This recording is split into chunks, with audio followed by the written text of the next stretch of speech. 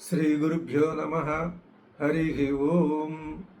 దంతాంచలేన ధరణీతలమున్నమయ్య పాతాళకేళిషు ధృతాదివరాహలీలం ఉల్లాఘనోత్ఫణ ఫణాధర గీయమాన క్రీడావదానమివ రాజముఖం నమామః. అమరీకవరీభారభ్రమరీ ముఖరీకృతం దూరీకరోతు దురితం గౌరీచరణపంకజం ఇందీవరదళశ్యామం ఇందిరానందకందళం వందారు జనమందారం వందేహం యదునందనం. వాగర్ధావివ సంపృక్తౌ వాగర్ధ ప్రతిపత్తయే జగతః పితరౌ వందే పార్వతీ పరమేశ్వరౌ. మాతాపితృభ్యాం జగతో నమో వామార్ధజానయే సద్యో దక్షిణ దృక్పాత సంకుచద్వామదృష్టయే అంతరాయ తిమిరోపశాంతయే శాంతభావనమచింత్య వైభవం తం నరం వపుషి కుంజరం ముఖే మన్మహే కిమపి తుందిలం మహః. శరణం కరవాణి శర్మదంతే చరణం వాణి చరాచరోపజీవ్యం కరుణామసృణైః కటాక్షపాతైః కురు మామంబ కృతార్థసార్ధవాహం.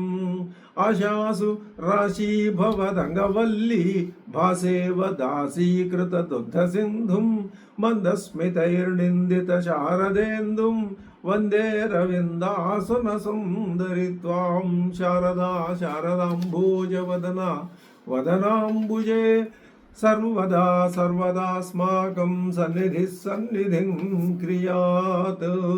సాకేతే మణితోరణాంచితలసద్విధి శతప్రాంగణే సానందం భరతాదిభిः సహచరైరత్యంత మోదాకరైః క్రీడంతం మణిగంధుకైః కరగతైరన్యోన్యమత్యుజ్వలైః పౌరస్త్రీనయనోత్సవైః ప్రతిదినం పూజ్యం భజే రాఘవం. సాకేతే కనకాద్రిశృంగఘటితే కల్పద్రుమైరావృతే వైడూర్యాదిమణీంద్రకాంతిఘటితే దేవేంద్రనీలోజ్వలే కుర్వంతం మణినాయకౌ మణిగృహే మాణిక్యపీఠే భజే. పుత్రౌ మన్మథసుందరౌ కుశలవౌ సంసేవ్య పాదావిమౌ. సాకేతే జననీకరార్చితలసత్కస్తూరికా సుందరే ఫాలే మౌక్తికజాలకం శశనిభం స్వర్ణాంకితం వర్తులం చూడాలంబ మనోజ్ఞారకలితం బిభ్రాణమత్యుజ్వలం రామం కోసలపుత్రికా వరసుతం సీతా సమేతం భజే.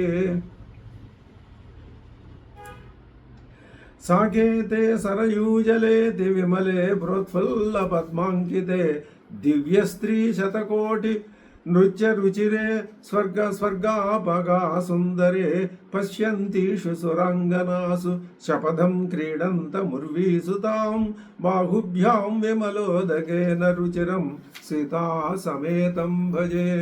శ్రీ గురుభ్యో నమః. హరి ఓం. శ్రీరాముడు తన తల్లి యొక్క మందిరానికి బయలుదేరాడు. ఈ విషయం మొత్తం అంతా అయోధ్యలో అంతా తెలిసిపోయింది అందరికీ. ముఖ్యంగా ఆ దశరథ మహారాజు యొక్క రాణువ అందరికీ తెలిసింది. వాళ్ళు చాలా బాధపడటం మొదలుపెట్టారు. అయ్యో, శ్రీరాముడు వనవాసానికి వెళ్ళిపోతాడా? అటువంటి మహానుభావుడు ఉత్తముడు మమ్మల్ని తల్లి కంటే ఇంకా ఎక్కువగా, తన తల్లి కన్నా ఎక్కువగా మమ్మల్ని అందరినీ చూశాడు. మరి అసలు దశరథ మహారాజు గారు చెప్పకముందే ఆయన మా యొక్క సంరక్షణలో నిమగ్నమై మమ్మల్ని కన్న తల్లుల కంటే ఎక్కువగా చూశాడు. ఆయనకు నకృధ్యతి అభిశప్తోపి, ఎవరెంత పరుషంగా మాట్లాడినా కూడా అసలు ఆ శ్రీరామచంద్రుడికి, మాకు పుత్ర సమానుడైనటువంటి ఆ శ్రీరాముడికి నా కుప్యతి ఈషన్ మాత్రం కూడా కోపం అనేది ఆయనకి లేదు. ఎవరు ఎప్పుడు ఇతరుల చేత అభిశప్తోపి, ఇతరులు తనని ఎంతగా తోలనాడినా కూడా ఆయనకి అసలు ఇంత కూడా కోపం రాదు. అది రాముని యొక్క గొప్పతనం. క్రోధనీయాని వర్జయన్, ఆయన ఆయన తన మీద కోపించిన వాళ్ళందరినీ ఏమాత్రం వ్యతిరేకించకుండా పైగా వారి మీద ప్రేమాభిమానాలు చూపిస్తాడు. అటువంటి రాముడు సయితో అద్య ప్రతివశ్యతి, ఆయన ఇప్పుడు ప్రతివశ్యతి అరణ్యాలకు వెళ్ళిపోతున్నాడు. మన మహారాజు గారు ఆలోచించి చూస్తే ఆయన బుద్ధి బాగా దెబ్బతిన్నట్లు కనిపిస్తుంది. లేకపోతే ఆయన శ్రీరాముడిని ఏమిటి, వనవాసానికి పంపించడం ఏమిటి, రాజ్యాన్ని పరిపాలించడానికి అర్హత కలిగినటువంటి మహానుభావుణ్ణి వనవాసానికి పంపిస్తారా? తప్పనిసరిగా మన మహారాజు గారికి ఏదో బుద్ధిలో లోపం వచ్చే ఉంటుంది అని ఆ దశరథ మహారాజు యొక్క అంతఃపురంలో ఉన్న రాణులు అందరిలో ఒక్క కైకేయికి తప్ప మిగిలినటువంటి అందరూ కూడా శ్రీరాముని పట్ల పుత్ర వాత్సల్యాన్ని చూపించిన వారే. అయితే ఆమెకు కైకకు ఉన్నది, కానీ విధి ప్రేరణ అలాంటిది, దాన్ని ఎవరు అతిక్రమించలేరు. సరే, ఈ మహిషులందరి రోదన ధ్వని దశరథుడికి వినపడింది. వినపడి ఏం చేయగలడు? వ్యాలీయతాసనే, ఆసనం మీద తల్పం మీద ముఖాన్ని ఆ తల్పంలో పెట్టుకుని అలాగే ఆయన ఉండిపోతున్నాడు. అశక్తుడు ఏం చేయగలడు? ముఖం దాచుకున్నాడు.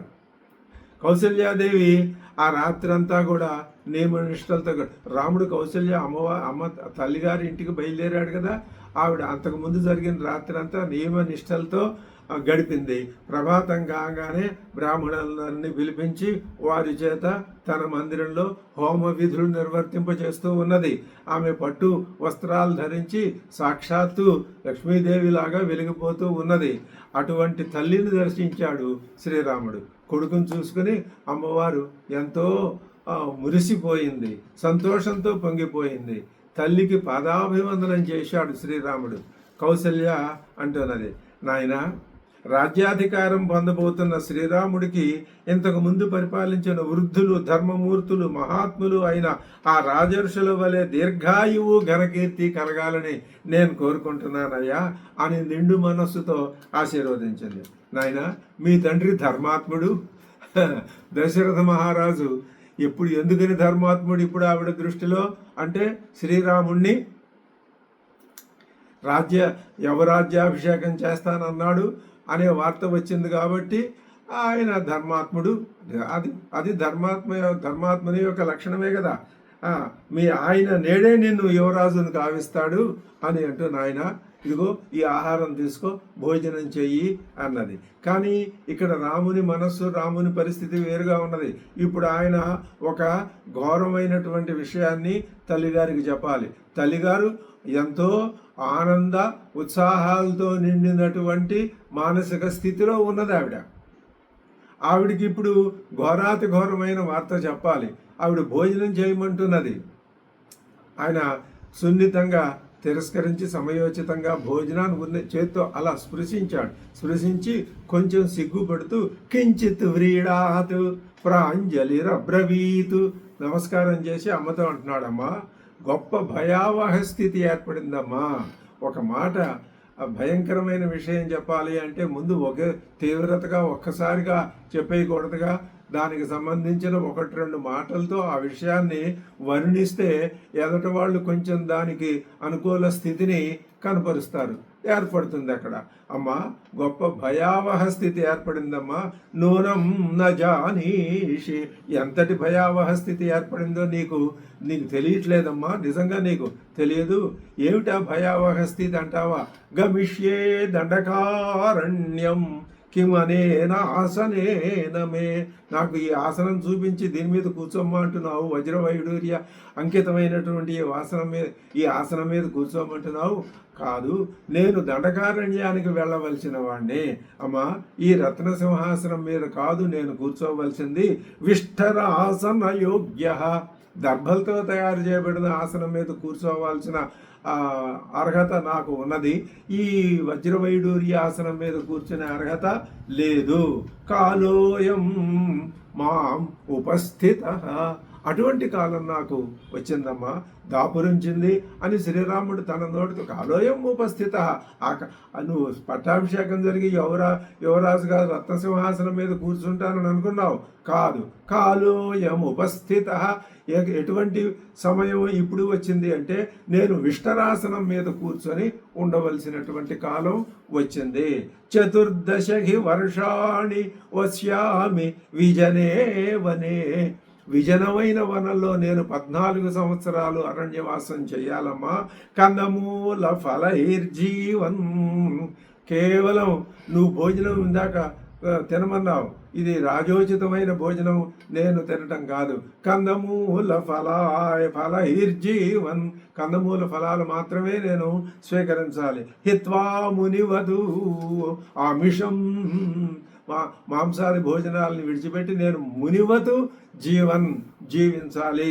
మహారాజు గారు భరతుడిని యువరాజుగా 2 మాటలు ఒకేసారి. నేను 14 సంవత్సరాలు దండకారణ్యంలో ఉండాలి. మహారాజు ఈరోజు ఏం చేయబోతున్నాడు తెలుసా? అభిషేకం కరోతి. మహారాజు గారు భరతుడికి అభిషేకించి ఆయన రాజుగా చేయబోతున్నారమ్మా. 2 విషయాలు స్పష్టంగా తల్లిగారితో చెప్పాడు. అప్పుడు రాముడు చెప్పవలసిన విధంగానే విషయాన్ని చెప్పాడు తప్ప మరి చెప్పాలి కదా, చెప్పకుండా మధ్య పెట్టేసి ఊరుకుంటే కుదరదు కదా, చెప్పాలి. కాబట్టి ఆ చెప్పటంలో కూడా ఎలా చెప్పాలి? ఆ విషయం యొక్క తీవ్రతని తగ్గించడం కూడా ఎలాగా? ఇక్కడ ఒక చక్కటి ధర్మ విశేషాన్ని, రచనా శిల్పాన్ని చూపించాడు వాల్మీకి మహర్షి. ఏమిటది? రాముడు భరతాభిషేకం, తన వనవాసం 2 మాటలు అమ్మగారితో చెప్పాలి. కానీ దానికి తాను బాధపడిపోతున్నానంటూ తనకు లేని ఒకానొక మనస్థితిని కల్పించి దాన్ని ఆ మాటలకి పూసి, ఆ మాటల కన్నా ఎక్కువగా, ఆ 2 పనుల కన్నా ఎక్కువగా తన బాధని ప్రదర్శింపచేస్తూ చెప్తే పరిస్థితి ఘోరం అయిపోతుంది. అసలు ఆయనకు ఆ బాధ లేదుగా. లేనప్పుడు ఎలా చెప్తాడు? చెప్పాలి. ఉన్న విషయం ఆ రెండు పనులు, జరగవలసిన పనులు 2 చెప్పాలి. తను నిర్వికారంగా చెప్పాలి, తనకు ఆమోదయోగ్యమే అన్నట్లుగా చెప్పాలి. అది వాల్మీకి యొక్క రచనా విశేషం. శ్రీరాముడు చెప్పిన మాటలు స్వచ్ఛంగా చక్కగా అలాగే ఉన్నాయి. ఇది నేర్పు. ఎదటి వారికి చెప్పవలసిన అప్రియాన్ని తనకి అప్రియం కాదు, తనకి ప్రియమే, కానీ ఎదటి వాళ్ళకి అప్రియం. దాన్ని ఎలా చెప్పాలా? అంతటి అద్భుతమైనటువంటి వాక్య వైశారథ్యంతో చెప్పాడు శ్రీరాముడు. ఇది మనం శ్రీరాముని యొక్క తల్లిదండ్రుల పట్ల ప్రవర్తించవలసిన విధానంలో చూపించినటువంటి ఆ పుత్రధర్మం అనే విషయాన్ని మనం గుర్తిస్తే ప్రతి వ్యక్తి కూడా సుమారుగా మరి వయస్సు 60, 70, 80 సంవత్సరాలు వచ్చేసరికి మరి ఎన్నెన్ని రకాల బాధ్యతలు నిర్వహించాలో అన్ని రకాల బాధ్యతలు సామాన్య వ్యక్తి, మామూలు వ్యక్తి లోకంలో ఉండేది ఒక సామాన్య ధర్మం ప్రకారం మనం చెప్పుకున్నట్లయితే అవన్నీ ఆయా కాలాల్లో ఆచరించవలసినవే, ఆచరించి ఇతరులకు చూపించవలసినవే. అందులోనూ తన పుత్రుడు ఉంటే తన పుత్రుడికి, తన సంతానానికి తన యొక్క ప్రవర్తన ద్వారా వాళ్ళు ఏం గ్రహించాలనే విషయాన్ని ఆచరణాత్మకంగా చూపించాలి. ఇది ఇంత అంతరార్థాన్ని మనసులో పెట్టుకుని శ్రీరామచంద్రుడు తల్లితో ఆ 2 ముక్కలు చెప్పాడు. అయినా ఆవిడకి ఆ 2 మాటలు బాధాకరాలే. ఆవిడ మనస్థితి వేరుగా ఉంది. చూద్దాం. ఆ మాటలు వెలుగానే కౌసల్య యొక్క ఇది పరిస్థితి ఎలా మారింది? నికృత్తే వసాలస్య యష్టి పరశునా వనే. అడవిలో ఒక సాల వృక్షాన్ని, మధ్య చెట్టుని గొడ్డలతో నరికి పడేస్తే ఉన్నట్టుండి ఆ చెట్టు ఎలాగా విరగదీసుకుని నేల మీద పడిపోతుందో అలా స్పపాత సహసాదేవి, ఆవిడ నిలువున కింద పడిపోయింది. దేవదేవ దివశ్యుత, ఆ పడిపోయిన అమ్మ ఎలా ఉంది? ఒక దేవత దివి నుంచి చ్యుతమయ్యి నేల మీద పడినట్లుగా ఉన్నది. ఆవిడ దేవత ఎందుకని? శ్రీరామచంద్రుడికి తల్లి కదా. మరి ఆ దైవత అదితి యొక్క లక్షణాలు లేకపోతే భగవంతుడు ఆమె గర్భాన్ని ఎలా ఉదయిస్తాడు? అదితి పడి ఆ స్వర్గం నుంచి చ్యుతురాలైన అదితి నేల మీద పడినట్లే ఆవిడ ఉన్నది. శ్రీరాముడు నెమ్మదిగా పుత్రధర్మాన్ని చూపించి ఆవిడ్ని ఆ శ్రమని పోగొట్టడం కోసం నెమ్మదిగా లేవటానికి సహాయపడ్డాడు. లేవదీసి కూర్చోబెట్టాడు. నిజానికి ఆలోచించి చూసినట్లయితే కౌసల్యాదేవి జీవితం ఎలాంటిది? ఆవిడ కోసల దేశం మహారాజు గారి కూతురు, అయోధ్యని పరిపాలించే మహారాజు గారికి పట్టపురాణి. అన్నింటికంటే మించి సాక్షాత్తు వేదవేద్యుడైన పరమ పురుషునికి కన్న తల్లి. అటువంటి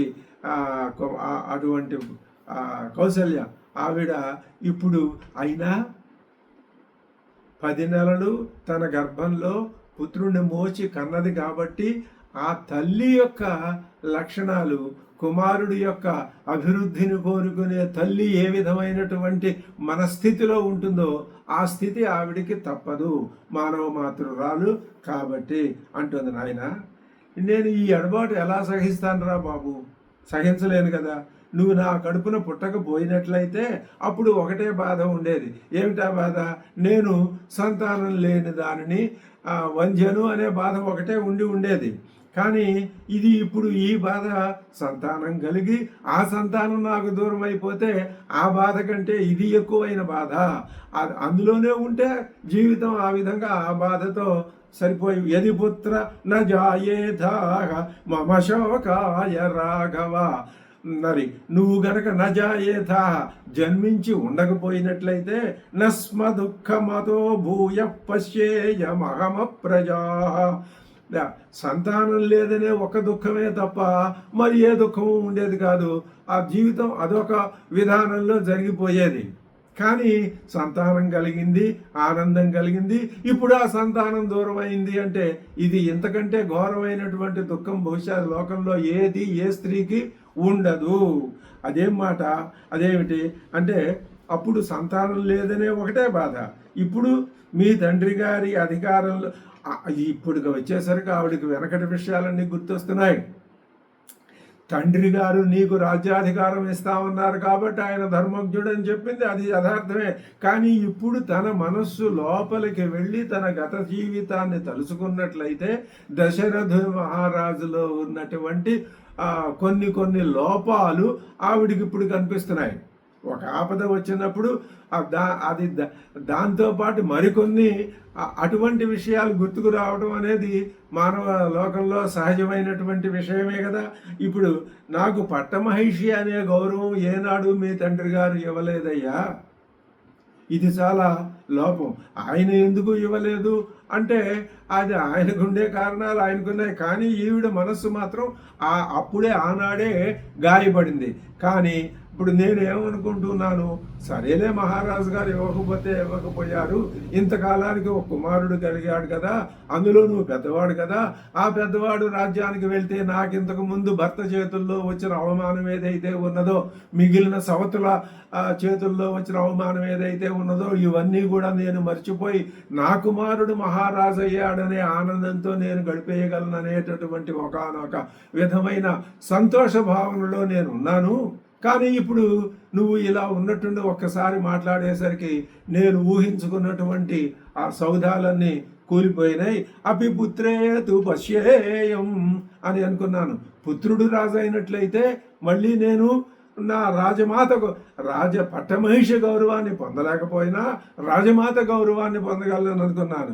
ఇప్పుడు చూడు నా పరిస్థితి ఎలా ఉంటుందో, ఇక ముందు నా పరిస్థితి ఎలా ఉంటుందో నువ్వు చూడు. తెలుసా నాయన, చెప్పమంటావా? బహూన్య అమనోజ్ఞాని వాక్యాని హృదయచ్చిదాం అహం శ్రోష్యే సపత్నీనాం అవరణం అవరాణం వరాసతి. నాకంటే తక్కువ వారైనటువంటి మిగిలిన సపత్నుల యొక్క తిరస్కార వాక్యాలని ఇక ముందు నేను వారందరికంటే శ్రేష్ఠురాల్ని అంటే ఆ గుణాలని బట్టి కాదు, ఆ స్థానం రీత్యా పట్టమహిషి అందరికంటే ఉన్నతమైన స్థానంలో మొట్టమొదటి స్థానంలో ఉండవలసిన వ్యక్తిని కదా. అలా ఉన్నప్పటికీ ఇప్పుడు నువ్వు రాజు కాకుండా అరణ్యాలకు వెళ్ళిపోయి భరతుడు రాజు అయితే, కైకమ్మ రాజమాత అయితే, నాకంటే తక్కువ స్థానంలో ఉండవలసిన కైకమ్మ చేతుల్లో నేను ఎన్ని అవమాన వాక్యాలు పడాలో అది తలుచుకుంటే నాకు చాలా బాధగా ఉన్నది నాయన. ఇంతకంటే బాధాకరమైన విషయం ఏముంటుంది నాయన, నువ్వే చెప్పు. ఇంకా నువ్వు ఇంకా ఇప్పుడు నువ్వు ఇంకా అరణ్యాలకు వెళ్ళలేదు, అయోధ్యలోనే ఉన్నావు. ఉండగానే నా పరిస్థితిని చూసి ఇప్పుడు నువ్వు ఉండగానే నా పరిస్థితి ఇంత దారుణంగా తయారైంది కదా. అంటే నిన్ను అడవులకు పంపించేస్తే ఇంకా నా పరిస్థితి ఇంకా ఇంతకంటే ఘోరమైపోతుంది కదా. అదే నువ్వు దూరం అయితే ఇంకా నేను చెప్పవలసినటువంటి పరిస్థితి ఏమున్నది?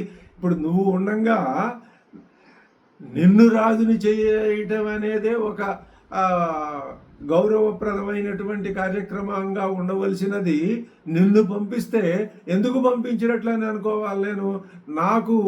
నన్ను అవమానించడానికి ఈ విధమైనటువంటి స్థితి కల్పించబడిందా? నువ్వు ఉండంగానే నాకు ఈ స్థితి కల్పించబడింది అని ఆవిడ బాధపడుతోంది. నువ్వు దూరం అయితే ఇంకా నా పరిస్థితి చాలా ఘోరంగా ఉంటుంది. ధ్రువం మరణమే వమే.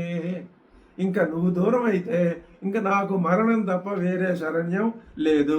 మీ తండ్రి గారు నన్ను కైకేయి యొక్క పరిచారకల కన్నా హీనంగా చూస్తారు. ఇప్పటికీ కైకేయి కంటే హీనంగా చూశారు. ఇప్పటికే నా కుమారుణ్ణి రాజుని చేయకుండా కైకేయి కుమారుణ్ణి రాజుని చేయటం అంటే అర్థం ఏమిటి? కైక కంటే నన్ను తగ్గించేశారనే కదా అర్థం. ఇప్పుడు నువ్వు దూరంగా వెళ్ళిపోతే, నువ్వు ఇక్కడ ఉంటే అదొక పరిస్థితి. నువ్వు ఉన్నావు కదా అని ఎవరు నా జోలికి రారు. భరతుడు రాజు అయితే అయ్యాడేమో, అది వేరు. నువ్వు ఇక్కడే ఉంటే నాకు కొంత రక్షణ ఉండేది. భరతుడు రాజు అయ్యి నువ్వు ఇక్కడి నుంచి వెళ్ళిపోతే మీ తండ్రి గారు ఇంకా ఆయన ఏం చేస్తారు అంటే నన్ను కైకేయి పరిచారకుల కన్నా కూడా తక్కువగా చూస్తారు. ఇది కౌసల్యమాత మనసులో ఘోరమైనటువంటి దుఃఖాన్ని, బాధని, అవమానాన్ని, తిరస్కారాన్ని పొంది కుమిలిపోతూ అంటున్నటువంటి మాటలు. పైగా ఇంకొక మాట అంటోంది, నాయన ఆ కైకమ్మ ఆవిడ నోరు ఎలాంటిదో కానీ ఎప్పుడూ దురుసుగానే మాట్లాడుతుందయ్యా. ఈ వెనకటివన్నీ ఆవిడకి గుర్తొస్తున్నాయి.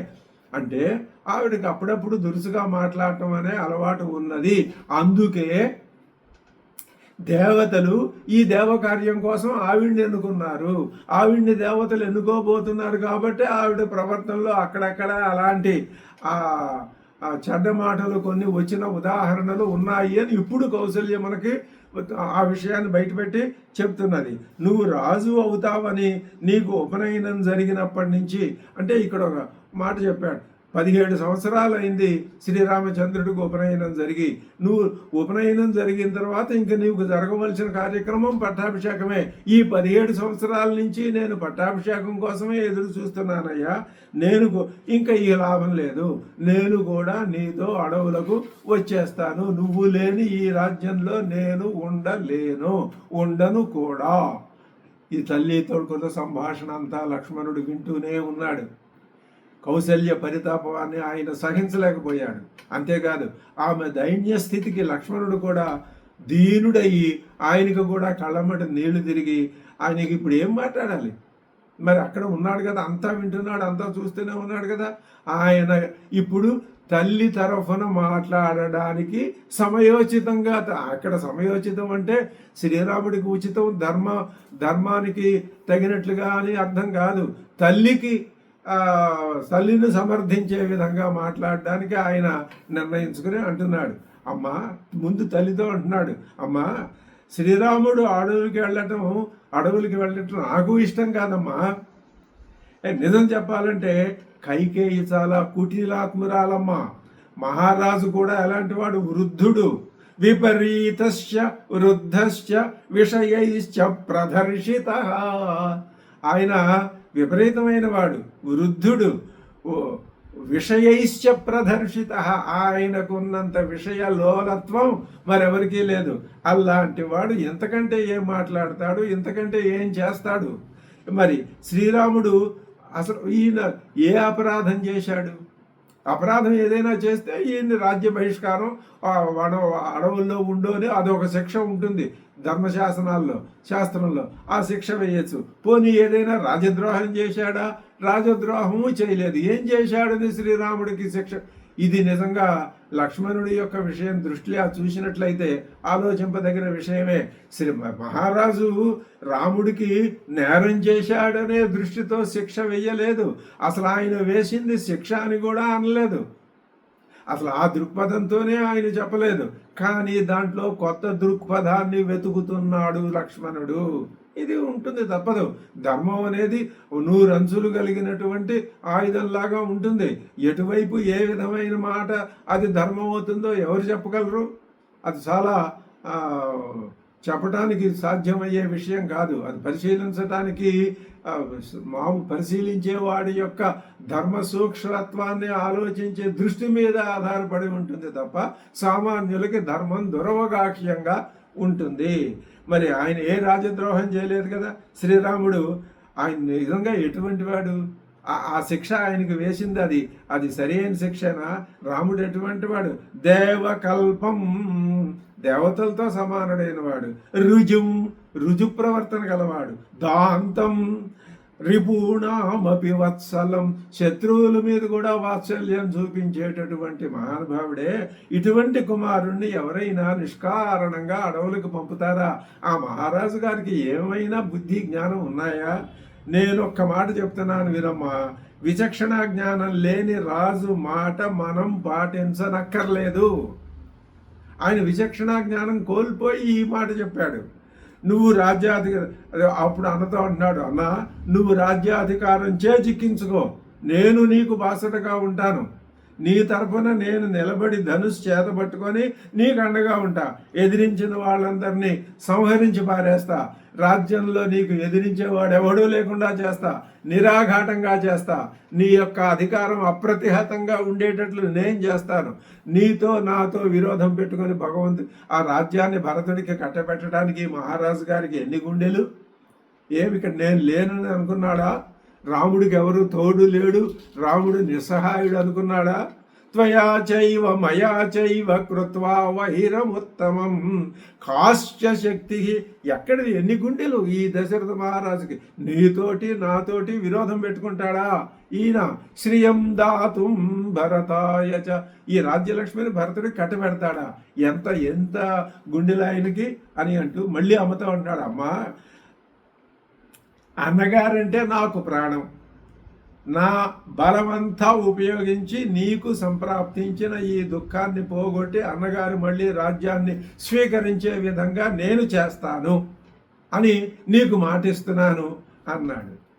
అప్పుడు మళ్ళీ కౌసల్య కొంత ఊరలిల్లి కొంత లక్ష్మణుని యొక్క బలాన్ని చూసుకునో ఏమో చెప్పలేదు. అంటే నాయన మహారాజు నీకు పూజ్యుడే అయితే మరి నేను నీకు పూజ్యురాలిని కాదా? నువ్వు తండ్రి గొప్పవాడు అంటున్నావు, తండ్రి మాట విని నేను అడవులకు వెళ్ళాలి అని అంటున్నావు. మరి తల్లి మాట సంగతి ఏమిటి? తల్లి మాట వినవా? తల్లి తండ్రి ఇద్దరు పూజ్యులే కదా. నీ వనవాసానికి నేను అనుమతించను కాబట్టి నువ్వు అడవులకు వెళ్ళడానికి వీల్లేదు, వెళ్ళొద్దు. ఇది నా శాసనం, నా ఆజ్ఞ. ఒకవేళ నన్ను నువ్వు విడిచిపెట్టి అడవులకు వెళ్ళిపోయినట్లయితే వెంటనే నేను ప్రాయోపవేశం చేస్తాను, చేసి తీరుతాను. అప్పుడు ఇది లక్ష్మణుడి మాట తీరు అలా ఉంది, అమ్మ మాట తీరు ఇలా ఉంది. మొట్టమొదట 2 మాటలు చెప్పి ఊరుకున్నాడు. ఏ విధమైనటువంటి ఉద్వేగం లేకుండా తాను అందించవలసిన సందేశం అందించి వీళ్ళిద్దరి మాటలు విన్నాడు శ్రీరాముడు. ఇప్పుడు వీళ్ళిద్దరికీ వాళ్ళు లేవనెత్తినటువంటి ఆ వ్యతిరేక భావాలకి సరి అయిన సమాధానం చెప్పి వాళ్లతో ధర్మం ఏమిటో గ్రహింపజేయాల్సిన బాధ్యత శ్రీరాముడి మీద ఉన్నది. ఆయన అంటున్నాడు, ఉవాచ రామో ధర్మాత్మ వచనం ధర్మ సంహితం. సమ్మతమైన మాటలు చెప్తున్నాడు శ్రీరాముడు తల్లితోనూ తమ్ముడితోటి. అంటే వాళ్ళు చెప్పిన మాటలు ధర్మసమ్మతం కావు. కేవలం వాళ్ళ మనస్సులో ఉన్న బాధని దృష్టిలో పెట్టుకొని వాళ్ళకి ఎక్కడ అసౌకర్యం, దుఃఖం, బాధ కలుగుతాయో అని వాళ్ళు చెప్పిన మాటలే తప్ప లోక ధర్మం, శాస్త్ర ధర్మం ఇలాంటివేవి వాళ్ళు మనసులో పెట్టుకోలేదు అంటున్నాడు రాముడు. నాస్తి శక్తికి పితుర్వాక్యం సమతిక్రమితం మమ. అమ్మా, తండ్రి మాటల్ని అతిక్రమితం, జవదాటే శక్తి నాకు లేదు. అంటే అర్థం, నేను తండ్రి మాట జవదాటను, ఆయన మాట అతిక్రమించను. నేను నిన్ను ప్రసాదయే త్వాం శిరసా, తల వంచి నీకు నమస్కరించి నిన్ను ప్రసన్నురాల్ని చేసుకుంటున్నాను. గంతుమిచ్చామ్యహం వనం, నేను అడవులకు వెళ్ళడానికే ఇచ్చామి వెళ్ళాలనే అనుకుంటున్నాను, వెళ్ళాలనే కోరుకుంటున్నాను, వెళ్తాను. నీకు వెనకటి మన వంశంలో, ఇక్ష్వాకు వంశంలో జరిగిన ఉదాహరణలు కూడా చెప్తాను. తండ్రి ఆజ్ఞాపించేసరికి కండు అనే ఒక మహర్షి గోహత్య చేశాడు. ఇది రాజవంశంలోది కాదు, మహర్షి చెప్పిన మాట. సగరపుత్రుడు, ఈ ఇక్ష్వాకు వంశంలోనే సగరపుత్రులంతా ఏం చేశారు, తండ్రి చెప్పేసరికి వెళ్ళి భూమిని తవ్వేసి వాళ్ళు మరణాన్ని కొందెచ్చుకున్నారు. మరి అది వాళ్ళు తండ్రి మాట విన్నట్టే కదా. ఎప్పుడు వాళ్ళు అక్కడ ధిక్కరించి ఉండాల్సింది కదా, వాళ్ళు ధిక్కరించలేదు.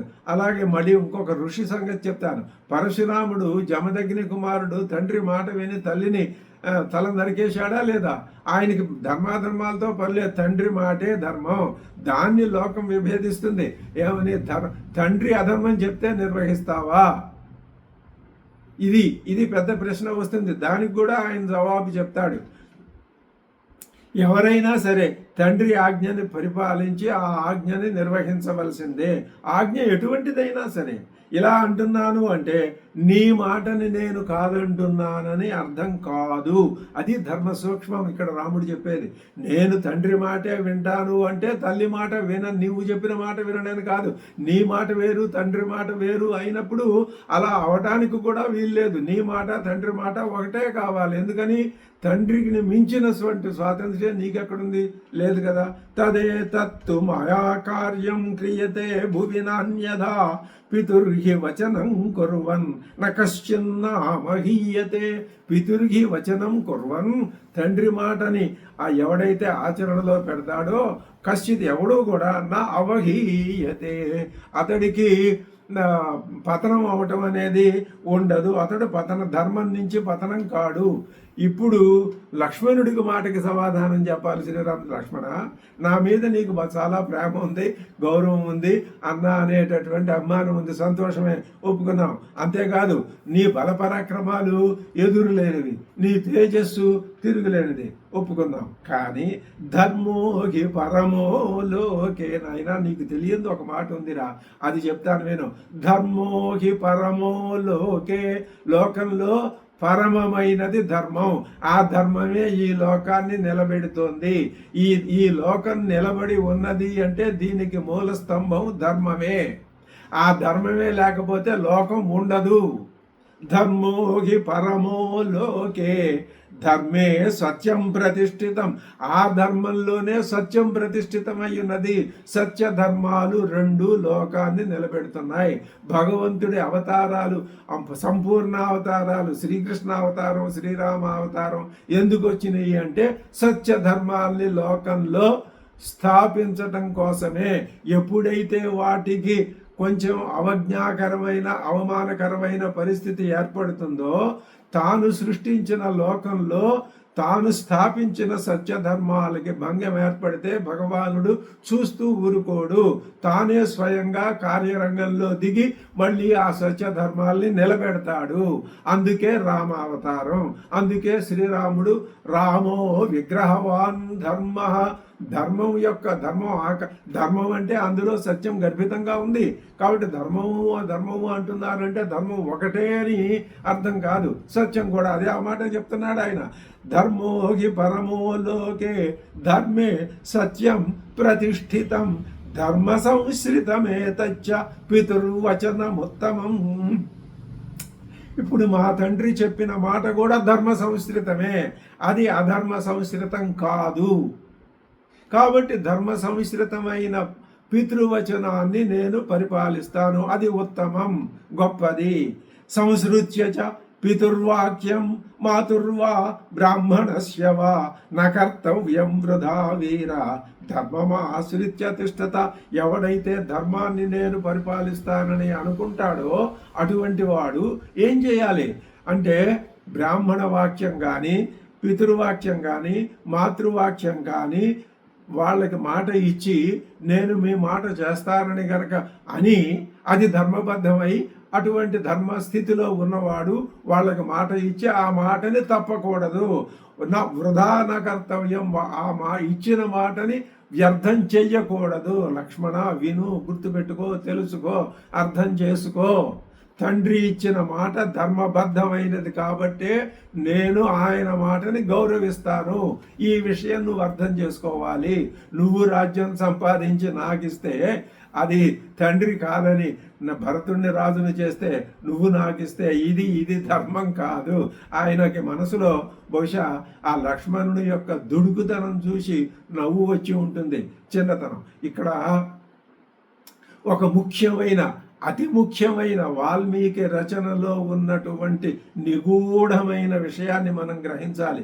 ఈ సంభాషణ ఎంత ప్రముఖమైనదో రామాయణ ఘట్టంలో మనందరికీ తెలుసును. ఎప్పుడైనా సరే కాళిదాస్ ఒక మాట చెప్పాడు, హేమ్న సమలక్ష్యతే హ్యగ్నౌ విశుద్ధిశ్యామికాపివ. ఆ బంగారం ఎప్పుడూ బంగారమే, కానీ దాంట్లో మలినాలు ఉన్నాయా? మలినం ఉంటే బంగారం కాదు కదా, ఆ మలినం పోవాలి బంగారంలో నుంచి. అది ఎప్పుడు తెలుస్తుంది, ఎలా తెలుస్తుంది? మలినాలతో కూడుకొని ఉన్న బంగారము బంగారమే, శుద్ధమైన బంగారము బంగారమే. కానీ మలినాలతో కూడుకున్న దాని యొక్క ఆ బంగారం యొక్క శుద్ధి లోకానికి తెలియాలి అంటే ఏం చెయ్యాలి? దాన్ని అగ్నిలో కాల్చాలి. అగ్నిలో కాల్చాలి అంటే బంగారానికి అగ్ని మిత్రుడా? కాదు, శత్రువే. అయినా ఆ శత్రువు అంటే అర్థమేమి? తనకు అయిష్టమైన పని జరుగుతుంది బంగారం. అలాగే ఇప్పుడు రాముడు ఒక్క ముక్క నేసి వెళ్ళిపోతే ఈ సంభాషణ లేకుండా వ్యతిరేకం ధర్మం ఇప్పుడు ఈ న్యాయస్థానంలో కూడా ధర్మం ఎప్పుడు తేలుతుంది?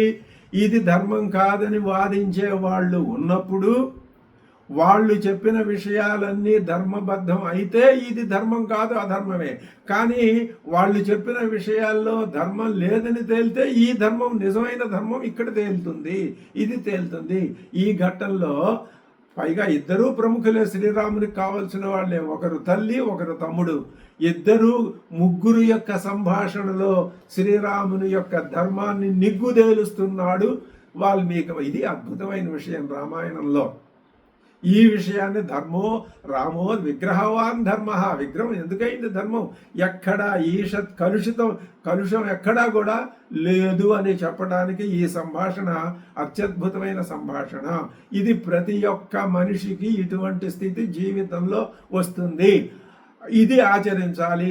ఈ మాట చెప్పగానే ఆధునిక మానవుల్లో కొన్ని కుహనా భావాలు, రాముడు ఆయన గొప్పవాడు కాబట్టి చేశాడు, మేమేం చేస్తామంటే ఏం చేస్తారు? అధపాతాళానికి పోతారు.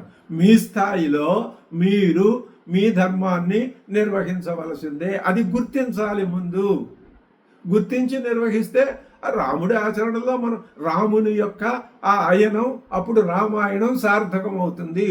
నీ చిన్న పరిధిలో ఆయన విశాల విశ్వదృక్పథంతో ఆయన చేసిన అది మరి ఈ ఒక వ్యక్తి జీవుడి జీవ ప్రమాణంలో కొంచెమే కాబట్టి దానికి తగ్గ స్థాయిలో చేస్తే జీవుడే దేవుడవుతాడు. ఇది రామాయణ రహస్యం. ఇది మనం గ్రహించాలి. గ్రహించకపోతే ఎప్పటికైనా గ్రహించాలి. గ్రహించకపోతే అనే ఆ పరిస్థితి ఉండదు. ఎప్పటికైనా గ్రహించవలసిందే. నేను తండ్రి నకర్తవ్యం వృధా వీర ధర్మమాత్రిత్య తిష్టత.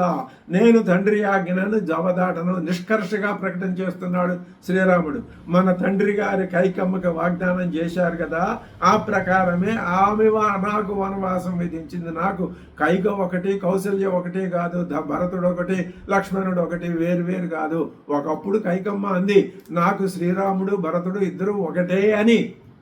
కానీ దానికి కొంచెం వ్యాఘాతం ఏర్పడింది తండ్రి. ఇప్పుడు అందుకని నువ్వు తండ్రిని వధించి అయినా రాజ్యాధికారాన్ని పొందాలి అనేటటువంటిది దుష్ట రాజనీతి. ఆ మాట, ఆ ఆలోచనను నువ్వు తక్షణం విడిచిపెట్టు. అది మళ్ళీ నీ మనసులోకి రానియకు. నేను చెప్పిన ధర్మ మార్గాన్ని నువ్వు అనుసరించు, ఆలోచించు, అది ఆచరణ యోగ్యమని తెలుసుకో. మళ్ళీ తల్లితో అంటున్నాడు, అమ్మా నేను అరణ్యాలకు వెళ్తాను, 14 సంవత్సరాలు అడవుల్లోనే ఉండి తిరిగి అయోధ్యకు వస్తాను, నువ్వు ధైర్యంగా ఉండమ్మా, నేను మళ్ళీ వస్తాను, నువ్వు ఈ 14 సంవత్సరాలు కొంచెం ధైర్యంగా ఓపికగా ఉండు అమ్మా. నువ్వైనా నేనైనా లక్ష్మణుడైనా ఎవరైనా అందరం తండ్రి గారి యొక్క ఆజ్ఞ. 2 పద్ధతులు ఉన్నాయి. ఒకటి మహారాజు, ఆయనే తండ్రి. తండ్రిగా ఆయన ఆజ్ఞను పాటించాలా, మహారాజుగా ఆజ్ఞను పాటించాలా? మహారాజుగాను పాటించాలి, అంతకంటే మించి తండ్రి ఆజ్ఞని కూడా పాటించాలి. ఆ 2 వేరు చేసి చూడటం శ్రీరాముని మనోగతమైన ధర్మం కాదు. త్వయా మయా చ వైదేహ్యా లక్ష్మణేన సుమిత్రయా పితుర్నియోగే స్థాతవ్యం ఏష ధర్మ సనాతన. అద్భుతమైన వాక్యం ఇక్కడిది. ఏష ధర్మ సనాతన, ఈ ధర్మం సనాతనం. అంటే అనాది కాలం నుంచి, సృష్టి ప్రారంభమైన దగ్గర నుంచి ఇదే ధర్మం వస్తున్నది. ఈ ధర్మం మీదే లోకం నిర్మింపబడింది. ఏమిటా ధర్మం? త్వయా మయా చ వైదేహ్య లక్ష్మణేన చ, నేను అని కాదు, నేను అతీతమని కాదు, నువ్వు, సీత, లక్ష్మణుడు, నేను కూడా అందరం పితుర్నియోగే స్థాతవ్యం, తండ్రి యొక్క ఆజ్ఞ ప్రకారం మనం ప్రవర్తించవలసినదే. అది ధర్మబద్ధమా అధర్మబద్ధమా అని మనం ఆలోచించాల్సిన బాధ్యత, అవసరం మనది కాదు. అక్కడ అధర్మం అనే ప్రసక్తి ఆయన తీసుకురావడం లేదు. ఏష ధర్మస్సన్, లేకపోతే కుటుంబ వ్యవస్థ విచ్ఛిన్నమవుతుంది. తండ్రి మాట జరగకపోతే ఇంకా కుటుంబానికి గౌరవం ఏముంది? కుటుంబ వ్యవస్థ లేకపోతే సమాజం స్థితి ఎక్కడుంది? సమాజ స్థితి లేకపోతే రాజ్యం ఏది? రాజ్యం లేకపోతే రాజు లేకపోతే రాజ్యం, రాజు లేని రాజ్యం, రాజ్యం లేని రాజు, ఇదంతా అర్థం లేని మాటలు. రాజు రాజ్యాన్ని సక్రమంగా పరిపాలించాలి అంటే రాజాజ్ఞ నిర్వహించబడవలసిందే. ఏష ధర్మ సనాతన, ఇదే సత్యం. ఈ సత్యధర్మాల మీదే సమాజం నిర్మించబడాలి. ఇది శ్రీరాముని యొక్క ధర్మపరాయణత్వం, సత్యపరాక్రమత్వం. ఈ 2 లక్షణాల కలయికే శ్రీరాముని మాట. శ్రీరాముడు ఏ మాట మాట్లాడినా అందులో సత్యధర్మాలు 2 నిగూఢంగా గర్భితంగా ఉంటాయి. నన్ను ఆశీర్వదించమ్మా అన్నాడు. ఇక్కడ ధర్మాన్ని గురించి శ్రీరాముడు తన మాటగా చెప్తే, శ్రీరాముడిని అలా పక్కన పెట్టేసి వాల్మీకి తాను ముందుకొచ్చి ధర్మాన్ని గురించి ఒక మాట చెప్తున్నాడు. ఇది అద్భుతమైన విషయం. కవితా శిల్పం అంటే ఇది. వాల్మీకి ఆయన ఎందుకు చెప్పడు? ఆయనకి మొత్తం రామాయణం, రామ హృదయం అంతా ఆయనకు తెలుసును కదా. భారతదేశ సమాజం ఆయనకు తెలుసును కదా. ఆయన నిర్దేశించిన మార్గంలోనే ఈనాటికి సమాజం నడుస్తున్నది కదా. ఆయన బయటకు వచ్చి ఒక మాట చెప్తున్నాడు. ఏమంటున్నాడు? సమాతరంచైవ విసజ్ఞకల్పాం ఆర్తంచ సౌమిత్రిమభిప్రతప్తం ధర్మే స్థితో ధన్యమువాచ వాక్యం యదా స ఏవార్హతి తత్ర వక్తుం. ఇలాంటి సందర్భంలో ధర్మం ఎవరు చెప్పాలి? స ఏవార్హతి, సహా రాముడే అర్హతి, యోగ్యత కలవాడు, అర్హత కలవాడు. ఎందుకు? ఉక్తం, అది వక్తుం, చెప్పడానికి. ఏం చెప్పడానికి? ధర్మం వక్తుం, ధర్మం చెప్పడానికి. ఏమిటా ధర్మం? సమాతరంచైవ విసజ్ఞకల్పాం. ఆవిడికి ఆ విసంజ్ఞ కల్పురాలు అంటే ఆవిడికి తెలిసి తెలియని తన యొక్క స్వార్థంలో పడిపోయింది. ఆవిడ విసంజ్ఞ కల్పురాలైంది. ఆర్తంచ సౌమిత్రిం అభిప్రతప్తం. సౌమిత్రి దుఃఖంలో ఉన్నాడు, ఆర్తుడిగా ఉన్నాడు, అభిప్రతప్తుడిగా ఉన్నాడు. ఆయన మనస్సంతా ప్రతీకార వాంఛతో, కోపంతో దహింపబడుతోంది. ధర్మే స్థిత, ఒక్క ధర్మంలో ఉన్నవాడు శ్రీరాముడే. ఇది అద్భుతమైన మాట. శ్రీరాముని యొక్క ఔన్నత్యాన్ని హిమాలయ శృంగం మీద నిలబెట్టి చెబుతూ ఉన్నటువంటి మాట. తల్లి తమ్ముడు ఇద్దరు ధర్మ మార్గంలో లేరు, వాళ్ళకి ధర్మం అంటే తెలియటం లేదు. మరి ఎవరున్నారు? ధర్మే స్థిత, ధర్మంలో ఉన్నవాడొక్క శ్రీరాముడే. ధర్మ్యం ఉవాచ వాక్యం, ధర్మ్యమైన వాక్యాన్ని చెప్తున్నాడు. స యథ స ఏవార్హతి, అలా చెప్పడానికి ఆయనకి ఒక్కడికే రాముడికే అర్హత ఉన్నది. ఘంటాపథంగా స్పష్టంగా చెప్తున్నాడు. రాముడు ఆచరించేదే ధర్మం, రాముడు చెప్పేదే ధర్మం. శ్రీరాముడు లక్ష్మణుడితో మళ్ళీ అంటున్నాడు. ఈ మాటల్లో ఆయన ధర్మనిష్ట ఎంత ఉదాత్తమైతే మనకు. లక్ష్మణ, నువ్వు నా అభిప్రాయం సరిగ్గా గ్రహించలేదయ్యా, అందుకనే నా తల్లిలాగా నువ్వు కూడా నాకు బాధ కలిగిస్తున్నావు. ధర్మస్వరూపం ఏమిటో నేను చెప్తాను విను. మళ్ళీ శ్రీరాముడితో చెప్పిస్తున్నాడు. ఇక్కడ ఆ శ్లోక సమాతరం చైవ విసంఖ్యకల్పం అని వాల్మీకి చెప్పి, ఇక్కడ ఉన్నతోన్నతమైన ధర్మ సంస్థ ధర్మపీఠం మీద కూర్చుని చెప్పవలసిన వాడు ఒక రాముడే అని రాముడికి ఆ యోగ్యతని కల్పించి, ఎందుకని ఆయన సాక్షాత్ పరమాత్మే కాబట్టి పరమాత్మకి వీడు వాడు ఇది అది అవును కాదు అని ఆ భేదం లేదు. ఆయనకి దృష్టిలో అంతా ఒకటే. నువ్వు ధర్మస్వరూపం చెప్తాను విను. ధర్మార్థ కామా ఖలు తాతలోకే సమీక్షిత ధర్మఫలోదయేషు. నాయన, ధర్మాచరణం వలననే పురుషార్థాలు సిద్ధిస్తాయి. పురుషార్థాలు 4 నీకు తెలుసు కదా లక్ష్మణ, నేను చెప్తున్నాను విను. ధర్మ అర్థ కామ మోక్షాలు. మోక్షం ఇప్పుడు అది వేరే, ఇది త్రివర్గం. ఈ త్రివర్గంలో ధర్మార్థ కామాల్లో అర్థకామాలు దేనివల్ల సిద్ధిస్తాయి? ధర్మాచరణం. ధర్మార్థ కామా ఖలు తాతలోకే, ధర్మం అర్థం కామం నాయన ఈ లోకంలో సమీక్షితాగా మంచి ఫలితాన్ని అందిస్తాయి. ఎప్పుడు ధర్మఫలోదయేషు, ధర్మఫలాన్ని గనక ఉదయింపజేసినట్లయితే, ధర్మం ఆచరింపబడితేనే అర్ధకామాలు సరైనవిగా ఆ ధర్మానికి లోబడి ఉంటాయి. తే తత్ర సర్వేశ్యుర సంశయం మే, అందులో ఏ విధమైన సంశయము లేదు. అంటే తే తత్ర సర్వే, అవన్నీ కూడా ఆ విధంగా ధర్మబద్ధములయ్యే ఉంటాయి. భార్యే వశ్యాభిమతా సుపుత్ర అంటున్నాడు. ధర్మాచరణం వలననే పురుషార్థాలు సిద్ధిస్తాయ్యా. ధర్మం ధర్మపత్ని లాంటిది. భార్య వంటిది ధర్మం. ఎలాగా అంటే అనుకూలవతి అయిన భార్య వలననే ధర్మం అర్థం కామం ఈ సిద్ధిస్తాయి, లేకపోతే సిద్ధించవు. ఆ భార్యయే పుత్రవతి అయితే పుత్రుడి వల్ల ఉత్తమ లోకం మోక్షం కాబట్టి భార్య ఎటువంటిది అంటే ధర్మపత్ని. భార్యే వశ్యాభిమతా సుపుత్ర తే తత్ర సర్వేశ్యుర సంశయం మే. కాబట్టి ధర్మం వలననే, ధర్మాన్ని పాటించటం వలననే భార్యతో సమానంగా ధర్మబద్ధరాలైన భార్యని ధర్మాన్ని సమానంగా ఎవరైతే జీవితంలో నిర్వహించుకోగలుగుతారో వాళ్ళకే మోక్షంతో సహా అన్ని ఫలితాలు లభిస్తాయి. ధర్మార్థ కామా ఖలు తాతలోకే సమీక్షితా ధర్మఫలోదయేషు తే తత్ర సర్వేశ్యుర సంశయం మే. భార్యే వశ్యాభిమతా సుపుత్ర. నాయన, ధర్మార్థ కామ ఫలాలు కోరదగినవే, కానీ ధర్మ విరుద్ధాలైతే వాటిని పరిత్యజించాల్సిందే. ధర్మ విరుద్ధమైన అర్ధకామాలు పనికిరావు. కేవలం అర్ధపరాయణత్వం పనికిరాదు. కేవలం కామపరాయణత్వం అంతకంటే పనికిరాదు. ధర్మపరమైన, ధర్మబద్ధమైన, ధర్మానికి లోబడిన అర్ధకామాలనే మనం ఆచరించాలి. యస్మిన్స్తు సర్వేశ్యుర్ అసన్నివిష్టాః.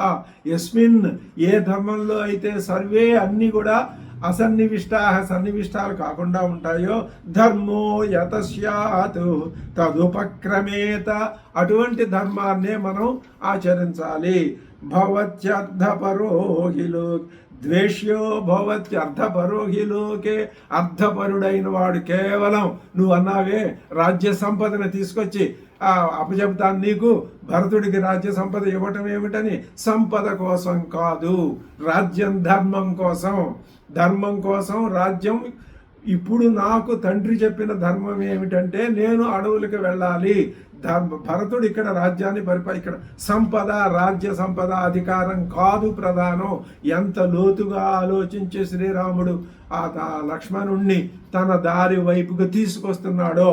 ధర్మార్థ కామా ఖలు తాతలోకే సమీక్షిత ధర్మఫలోదయేషు తే తత్ర సర్వేష్యుర సంశయం మే భార్యేవ వశ్యాభిమత సుపుత్ర యస్మిన్స్తు సర్వేష్యుర సన్నివిష్టాః ధర్మో యత స్యాత్ తదుపక్రమేత. ఎక్కడ ధర్మం ఉంటుందో అదే దానినే ఉపక్రమేత మనం ఆచరించాలి.